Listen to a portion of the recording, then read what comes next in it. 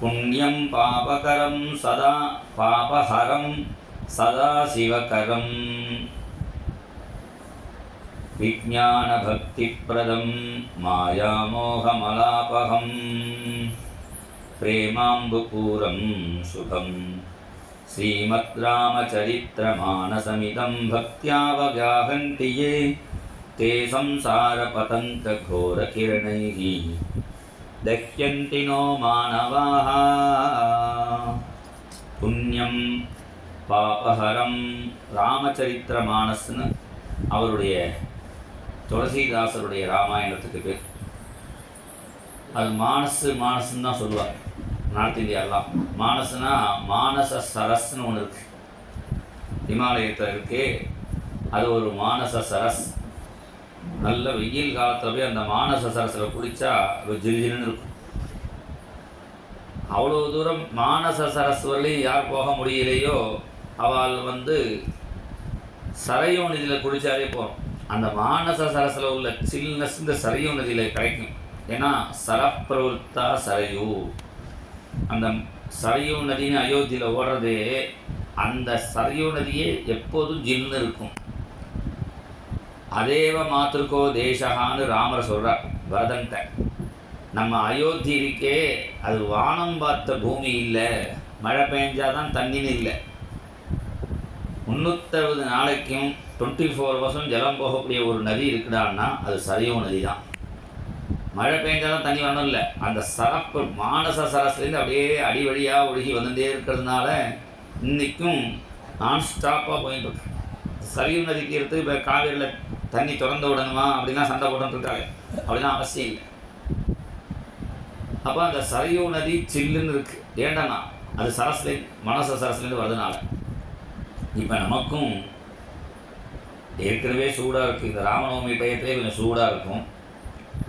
வெளியில் சூடாக இருக்கிறத விட சில பேருக்கு மனசு சூடாக இருக்குது. அதான் டென்ஷன்ங்கிற பாருங்க. டென்ஷன் தான் என்னன்னா 10 சன், 10 சன்னுடைய என்ன ஹீட் இருக்கோ அது உடம்புல வந்துடும். அதான் டென்ஷன் தான் டென்ஷன்னாக ஆகிடுச்சுன்னு நினைக்கிறேன். இருக்கட்டும். அந்த நமக்கு ஒரு சம்சாரம்ங்கிற சூரியன், தே சம்சார பதங்கघोरकिरणैः. பதங்கன்னா சூரியன். இந்த சம்சாரமாகிய சூரிய வெப்பத்தில் இருக்கிறவா இந்த மானச சரஸில் குளியுங்கோங்கிறார். இந்த ஒவ்வொரு நதியில் குளித்தா பாவம் போகும், புண்ணியம் வரும், ரெண்டும் இதில் நடக்கிறதுங்கிறார். புண்ணியம் பாபஹரம் சதா சிவகரம். அழகா அதில் சொல்கிறார், புண்ணியம் பாபஹரம். முதல்ல இந்த மானச சரஸில் குளித்தா புண்ணியம் ஏற்படும். புண்ணியம் பாபஹரம். அப்புறம் சதா சிவகரம், எப்பொழுதுமே க்ஷேமத்தை பண்ணுங்கிறார். சில நதியில் சில டயத்தில் குளிக்கக்கூடாதுன்னு இருக்குது. இந்த ஆடி மாதம் முதல் 3 நாளைக்கு எல்லா நதிலையும் குளிக்கக்கூடாது. நதிக்கும் கொஞ்சம் தோஷம் வந்துடுதுங்கிறார். அதனால் சதா சிவகரம். இது அப்படி இல்லை, சதா சிவகரம், எப்போ வேணாலும் குளிக்கலாம். அப்புறம் விஜ்ஞான பக்தி பிரதம். இந்த மானச சரஸை படிச்சுட்டோம்னா, இந்த மானசன்னு ராமச்சரித்த மானஸ் சொல்கிறாரே அதை சொல்கிறார். விஜ்ஞான பக்தி பிரதம். ஞானம் எல்லாருக்கும் வந்துடும், விஜ்ஞானம் தான் வராது. இந்த தமிழில் உள்ள விஞ்ஞானத்தை சொல்ல, ஞானம்னா படிப்பறிவு, விஞ்ஞானம்னா அனுபவ அறிவுன்னு அர்த்தம். இப்போ நிறைய பேருக்கு தத்துவமசி சொன்னால் புரியுறது. அவன் தான் நீனு புரிஞ்சா சரி, அனுபவத்தில் வரமாட்டேங்கிறது. அந்த அனுபவ ஞானம் கிடைக்கும், அதான் விஞ்ஞானம். அந்த விஞ்ஞானம் வரத்துக்கு முக்கியம் பக்தி வேணும். ரெண்டையும் கொடுத்துரும் இந்த ராமச்சரித்த மானஸ். விஜ்ஞான பக்தி பிரதம். நதியில் குளித்தா, குளத்தில் குளித்தா அழுக்கெல்லாம் நீங்கும். இந்த மானச சரஸில், இந்த ராமச்சரித மானஸில் குளித்தா என்னடா மாயாமோக மலாபகம். மாயையாகிய அழுக்க நீக்கிடும். மாயாமோக அது ஈஸியாக போகக்கூடியது இல்லை, இதான் அதுவே போயிடும். சுவிமலம், ரொம்ப சுத்தமான ஜலம். அந்த காலத்தில் எழுதி வச்சுப்பா, இந்தந்த புண்ணிய நதியில் இந்தந்த தீர்த்த குளத்தில் குளித்தா அழுக்கெல்லாம் ரோகங்கள்லாம் நீங்கும் அப்படின்லாம் இருக்குது க்ஷேத்திரத்தில், க்ஷேத்திர மகாத்மியத்தில். இப்போ அந்த குளத்தில் குளித்தா வியாதி வந்துடும் போல இருக்கு, அந்தளவுக்கு மோசமாக நம்ம வாக்கி வச்சுருக்கோம். ஆனால் இந்த மானச சரசு இன்றைக்கும் சுவிமலமாக இருக்குது. சுவிமலம் அந்த மானச சரஸ் கைலாசத்தில் இருக்கே, அதுவும் சுவிமலமாக இருக்குது. இந்த ராமச்சரித மானசும் சுவிமலமாக இருக்குது. சுவிமலம் பிரேமாம்பு பூரம் சுகம். பிரேமாம்பு பூரம்ங்கிறார். நதியில் ஜலம் இருக்கணுமே, இது என்ன ஜலம்னா பிரேமையாகிய அந்த ஜலம் இதில் நிறைஞ்சிருக்குங்க. பிரேமாம்பு பூரம் சுகம் ஸ்ரீமத் ராமச்சரித்திர மானசமிதம். இந்த ராமச்சரித்த மானசில் பக்தியாவகாகந்தியே, உண்மையிலே இதில் முங்கணுங்கிறார். நார்த் இந்தியாவில் இந்த உபன்யாசம் பண்ணணும்னா அவள் பாகவதம் ராமாயணம் என்ன சொன்னாலும் மானஸ்லேருந்து 2 வார்த்தை சொன்னாதான், 2 தோகா அதை சொன்னாதான் இவள் உபன்யாசகாலனே ஒத்துப்பா. நீ சொல்லும்போது ஞாபகம் வருது, இந்த ராகவேஸ்வர பாரதி சுவாமிகள்னு சிமோகா கிட்ட இருக்கா. நம்மளாம் 108 பேரை வச்சு நிறைய சப்தாகம் நவகலாம் பண்ணுறா. சப்தாக சதக்ருது ராமாயண மகா சாம்ராஜ்ய வட்டாபிஷேகம். அவருக்கு எல்லாமே நிறைய பண்ணணும்னு தோணும். ஒரு 1008 பேரை வச்சு ராமாயணம் பண்ணினா தேவையில்லையே தோணுது. என்னை கேட்டால் 1008 பேர் கிடைப்பாளான்னு. அவ்வளோ 1008 பேர் புருஷா கிடைப்பாளா தெரியாது. ஒரு மாமி 500 பேருக்கு மேலே நிறைய இருக்கா, மாமி நிறைய இருக்கா, மாமி மாமாவை சேர்த்து சொல்லலாம், அது வேணால் போனால் கிடைக்கும். விசாரிக்கோன்னா அப்புறம் ரங்கஜிகிட்ட தான் கேட்டேன், ராமாயணம் படிக்கிறதுக்கு ஒரு 1008 பேர் இருந்தால் தேவையில்லைன்னு. உடனே ரங்கஜி சொன்னார், பல இடத்துல அலைய வேண்டாம், அயோத்தியில் போனால் கிடைக்கும் 1008 பேர் இன்றைக்கும். அங்கே மணிராம் சாவணின்னு ஒரு ஆசிரமம் ஒன்று இருக்குது. அந்த ஆசிரமத்தில் பிரம்மச்சாரியாக அவாவை அனுஷ்டானம் பண்ணிட்டு இன்றைக்கும் 500-600 பேர் இருக்கா. அவளுக்கு பெரிய வீடு கிடையாது. இந்த மாடுக்கெல்லாம் இப்போ கோஷாரன்னு வச்சுருக்கா பாருங்கோ, சௌக்கியமாக வச்சுருந்தா தேவையில்லை. இப்போ என்னன்னா அதுக்கு சௌரியப்படி படுத்துக்க கூட முடியுமோ தெரியல. 2 கட்டையை கட்டி அதுக்கு நடுவில் தான் அது இருக்கணும். அது மாதிரி கோஷாரெல்லாம் இப்போ கட்டியிருக்கா. அது எந்த அளவுக்கு நல்லதுன்னு எனக்கு தெரியல. அது மாட்டுக்கு பேரே கால்நடைன்னு பேர். அது நடக்கவே விடாமல் அதுக்கு சரி கொஞ்சம் சௌரியமாக ஃப்ரீயாக கட்டினாலும் பரவாயில்ல, நீ இந்த இடத்துக்குள்ள தான் படுத்துக்கணுங்கிற மாதிரி அந்த மாட்டுக்கு இருக்கனோட நடுவில் கேப்பை போட்டு அது எந்த அளவுக்கு பரவாயில்ல, அதை வச்சு பண்ணுறாலே தோணும். அப்படி வச்சுக்க வேண்டிதான். நான் அதுக்குள்ளே விஷயத்துக்கு போகிறேன். அந்த மாட்டுக்கு வச்ச மாதிரி இந்த பிரம்மச்சாரிக்கெலாம் ஒரு கட்டை மாதிரி கட்டி விட்ருக்கா. அவளுக்கு ஒரே பெட்டி மாதிரி வச்சுருக்கா. ஜாஸ்தி ஒன்றும் வச்சுக்கல. அதையே படுத்துக்கிறா, அயோத்தி முழுக்க சுற்றுறா, சரிவில் குளிக்கிறா, ஜபம் பண்ணுறா. இது மாதிரி நிறைய பிரம்மச்சாரிகளான யோகிகள் அங்கே இருக்கா. அவர்கிட்ட போய் சொன்னேன், இது மாதிரி 1008 பேர் வேணும், நான் அனுப்புகிறேன்னா.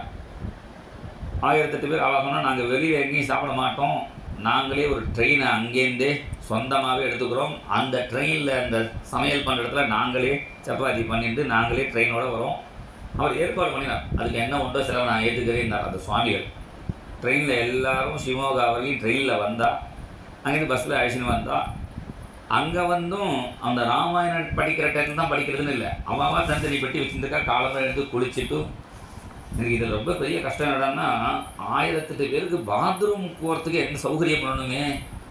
அத்தனை காலத்தில் குளிச்சுட்டு எல்லாம் பாராயணத்துக்கு வர வேண்டாமா. ஒரு 100 பேரை வச்சே சமாளிக்க முடியல. நான் நிறைய பேர் 100 நிறைய போனதுனால எனக்கு சிரமம் தெரியும். நல்ல வேலை அது ஒரு மலைப்பிரதேசமாக இருக்கிறதுனால இவன் நார்த் இந்தியாக்காரர்கள் கவலை அவாவே சொந்தமாக ஒரு போய் எடுத்துன்னு இது பாத்திரம் வச்சுருக்கா. அவாவா தனித்தனி பாத்திரம் வச்சுருக்கா. அவள் மலைப்பிரதேசம் எங்கேயா பாத்திரம் போய்க்கிறா. அவள் குளிச்சுட்டு டெய்லி அவாவா பண்ணுற பாராயணத்தை பண்ணுறா. பண்ணிவிட்டு அவன் அங்கே வரா. அந்த பாராயணம் முடிச்சுட்டு மறுபடியும் அவள் அங்கே உட்காந்து தபசு மாதிரி பண்ணிகிட்டு இருக்கா. அது மாதிரி 1008 பேர் வந்தான். அப்போ நான் அயோத்திக்கு நான் முதல்ல போகும்போது ஒரு ரிக்ஷாக்காரர் என்னை எல்லாத்தையும் சுற்றி காமிச்சார். அவரும் அங்கே வந்திருந்தார். உங்களை பார்த்துருக்கேனேன்னு. எப்போ நான் தான் அங்கே ரிக்ஷாவில் எல்லாத்துக்கும் அழைச்சின்னு பண்ணி நான் தான்னார். நான் ரிக்ஷாக்காரர் தான், ஆனால் அவரும் நம்மளவா தான். அவர் ஒரு இங்கே அப்போ ரிக்ஷாக்காரர் மாதிரி வண்டி பேண்ட் செட்டை போட்டு இருந்தார். இப்போ பஞ்சாயத்து கட்டின்னு வந்திருக்கார். நான் சொன்னேன் 1008 பேர் வேணும்னு சொன்னேன். ஒரு ரிக்ஷாக்காரர் கூட வந்திருந்தா அப்படின்னு அண்ணா கிட்ட சொன்னேன் சேங்கனூரில். அண்ணா சொன்னால் அயோத்தியில் ரிக்ஷாக்காரமாக கூட ராமாயணம் பார்க்காம சொல்லுவான். இந்த ராமச்சரித்திர மானஸ் ரிக்ஷாக்காரா பார்க்காம சொல்லுவா அயோத்தியில் அப்படின்னு அவாவா தனியாக ராமச்சரித்த மானஸ் படிக்கிறா, வால்மீகி ராமாயணம் படிக்கிறா. அதுக்கு சொல்ல வந்தேன், அந்த ரிக்ஷாக்காரன் முதற்கொண்டு எல்லாருக்கும் அந்த ராமச்சரித்த மானஸ் தெரியும். அது 2 வார்த்தை சொன்னால் தான் அந்த உபன்யாசம் நீ ஓகேன்னு நார்த் இந்தியாவில் ஒத்துப்பா. இப்போ அவாவாளுக்கு அந்தந்த கருத்துமே தெரிய மாட்டேங்கிறது, ஏதோ இப்போ முக்கியமானதை படிச்சுன்னு சொல்லிட்டு இருக்கா, அதை விட்டுருவோம். அதனால் இந்த ராமச்சரித்திர மானசங்கிறது அவ்வளோ முக்கியங்கிறதுக்காக சொன்னேன். நார்த் இந்தியாவில் ஸ்ரீமத் ராமச்சரித்திர மானசமிதம் பக்தியாவகாகந்தியே, இந்த ராமச்சரித்த மானசை படித்தாலே போகும். தே சம்சார பதங்க கோர கிரணேஹி தஹ்யந்தி நோ மானவா, அவளுக்கு இந்த சம்சார தாகம், சம்சார சூரிய வெப்பம் தெரியாதுங்கிறார். அதனால் நமக்கு ரெண்டுமே தெரியல. இங்கே குரு சரணத்தில் இருக்கிறதுனால இங்கேயும் ஏன்னா வெளியிலலாம் யாராத்துலையும் இருக்கவே முடியல, ஃபேன் எல்லாமே இருக்க முடியாது போல் இருக்கு. இங்கே ஃபேன் எல்லாமே இருக்கலாம், அது மாதிரி ஜில்லுன்னு இருக்குது, இடமும் ஜில்லுன்னு இருக்குது, மனசும் ஜில்லுன்னு இருக்கிறதுக்கு எல்லா ஏற்பாடும் குருநாதர் பண்ணி கொடுத்துருக்கா. இந்த ராமாயணம் வால்மீகி என்கிற மகர்ஷி எழுதுகிறார். அவர் யாருடான்னா அவருடைய சரித்திரத்தை வேறு வேறு புராணத்தில் பலவிதமாக சொல்லப்பட்டிருக்கு. அதில் ஸ்கந்த புராணத்தில் என்ன சொல்கிறார், ராமர் அரசாட்சி பண்ணும்பொழுது பிரம்மா வந்து சொல்கிறார், நீங்கள் நாரதர் வந்து தெரிவிக்கிறார், நீங்கள் கிளம்பின பிறகு இந்த ஜனங்களை காப்பாற்றுறதுக்கு யாராவது வேண்டாமா? எப்படி பாகவதத்தில் பத்ம புராணத்தில் உத்தவன் கேட்டான் இருக்கு, கிருஷ்ணா நீ கிளம்பின பிறகு இந்த ஜனங்களை காப்பாற்றுறதுக்கு யார் இருக்கான்னு. அப்போ கிருஷ்ணன் சொல்கிறான், என்னுடைய சக்தியை முழுக்க நான் பாகவதத்தை வச்சுடுறேன். சுகீயம் எத் பவே தேஜா தச்ச பாகவதே தாத்து, தன்னுடைய சக்தியை பாகவதத்தில் கொடுத்துடுறேன். நான் போனாலும் இந்த பாகவதம் ஜனங்களை உத்தாரணம் பண்ணும் அப்படின்னு ஆத்ம புராணத்தில் பாகவத மகாத்மியத்தில் சொல்கிறான். அது மாதிரி இது ஸ்கந்த புராணத்தில் இதை சொல்கிறான். ராமரை பார்த்து பிரம்மா கேட்குறான், நீங்கள் போன பிறகு இந்த ஜனங்களை காப்பாற்றுறதுக்கு யார் இருக்கா தர்மத்தை சொல்கிறதுக்குன்னு. அப்போ சதுராசிய நான் அதுக்கு ஏற்பாடு பண்ணியிருக்கேன். நான் வந்து சீதாதேவியை வால்மீகி ஆசிரமத்தில் கொண்டு விடுறேன். அங்கே வால்மீகிங்கிற ரிஷி இருக்கார். அந்த ரிஷி இருக்காரே ஸ்நானத்துக்கு போவார். இதெல்லாம் பின்னாடி நடக்கப்படுறத முன்னாடியே ராமர் சொல்கிறதாக அமையிருக்கு. அதில் சொல்கிறார், நான் வந்து தண்டகாரணத்தை எல்லா ராட்சசர்களையும் வதம் பண்ணும்பொழுது சங்குகர்ணோ மகா நிசாச்சரா, சங்குகர்ணன் ஒரு நிசாச்சரன் ஒரு ராட்சசன் தப்பிச்சுட்டான். 2-3 பேர் தப்பிச்சுப்பான். அகம்பனன்னு ஒருத்தன் தப்பிச்சு போனான்னு இருக்குது. அது வால்மீகி ராமாயணத்தில் தெரியுது, அவன் போய் சொன்னதுனால. இங்கே ராமர் இங்கே ஸ்கந்த புராணத்தில் சொல்கிறார், சங்குகர்ணன் ஒரு ராட்சசன் தப்பிச்சு போயிட்டான். அவனை ஏன்னா அந்த ராட்சச பூண்டு இல்லாமல் நான் வதம் பண்ணுவேன்னு சொல்லியிருக்கான். அதனால் அவன் வந்து ஒரு பட்சி ரூபத்தில் அவனுடைய மனைவி கூட அங்கே விளையாடுவான். அப்போ நான் என்ன பண்ணுவேன், ஒரு வேடனாக இருந்து அந்த ராட்சசனை அடிப்பேன். அதை பார்த்து வால்மீகி மனசு உருகி எனக்கு சாபம் கொடுப்பார். அதுவே கிரந்தத்துக்கு ஆரம்பமாக வந்து இது ராமாயணம்னு ஒன்று சரித்திரத்தை எழுதுவார். அது மூலமாக லோகத்தில் தர்மங்கள் எல்லாருக்கும் கிடைக்கும். நான் ராமர் இல்லாத போனாலும் ராமர் மாதிரி ஒரு தர்மத்தை சொல்கிறதுக்கு ஒரு கிரந்தம் இருக்கும் என்று ராமர் பிரம்மா கிட்ட சொன்னதாக இருக்கு. அந்த சங்குகன் அந்த அவனை பற்றி உள்ள கதையும் சொல்கிறார். இவன் யாருடான்னா இந்த வால்மீகி யாருங்கிற கதையும் அதில் சொல்கிறார். ஒரு சமயம் நாரதர் வைகுண்டத்துக்கு போகிறார் பெருமாளை பார்க்கறது.